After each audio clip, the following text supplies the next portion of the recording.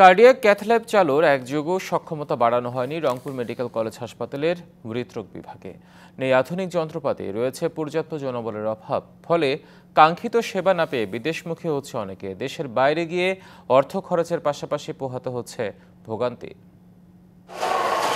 হাসপাতালটির হৃদরোগ বিভাগে ৪৬টি শয্যার বিপরীতে প্রায় সবসময়ই ৩ গুণ বেশি রোগী ভর্তি থাকে।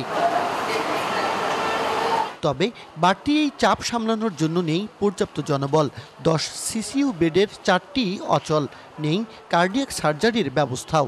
এছাড়া এনজিওগ্রাম, রিং ও পেসমেকার বসানোর মতো সেবা মেলে সপ্তাহে ৩ দিন। এখানে প্রতিনিয়ত এনজিওগ্রাম, হার্টের রিং পরানো, এগুলো আমরা প্রতিনিয়তভাবে পাচ্ছি না। গত ১-১.৫ মাস আগে আমি আমার মাকে এখানে ভর্তি করাইছিলাম।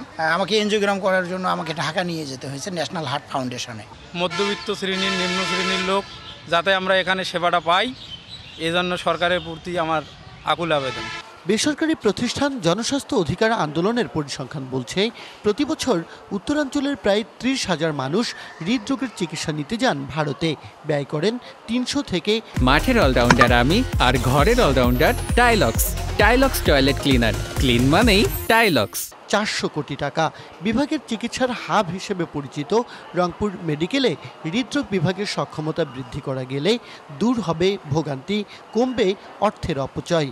তাই এইখানে যদি এই মেশিনটা দিয়ে যদি এনজিওগ্রাম করা হতো তাহলে আমাকে ঢাকায় যাওয়া লাগতো না। ওদেরকে খুঁজতে হয় যে আমার রুগীটার এই সমস্যা, এখন বলেন আমরা কি করব। এনজিওগ্রাম হয়, এনজিওপ্লাস্টি হয়, পিপিএম হয়, টিপিএম হয়, সেই সমস্ত রোগীগুলো আসলে এখানে থাকার কথা, কিন্তু এখানে আমাদের পর্যাপ্ত জনবল না থাকার কারণে আসলে এখনও বেড আছে, কিন্তু এখন পর্যন্ত রোগীর সার্ভিস এখানে চালু সেভাবে হয়নি। এখন সংকট ও সীমাবদ্ধতার মধ্যেই রোগীদের সেবা দেওয়ার চেষ্টা চালিয়ে যাচ্ছেন চিকিৎসকরা। নতুন মেশিনের সাথে আমার ম্যান পাওয়ারটা সার্বক্ষণিক লাগবে, এটা ডিস্ট্রিবিউশন করে, এবং এই ব্যাপারে হসপিটাল এবং আমাদের প্রশাসন যিনি তাদের একটা সহযোগিতা লাগবে, তাহলে এটা সম্ভব।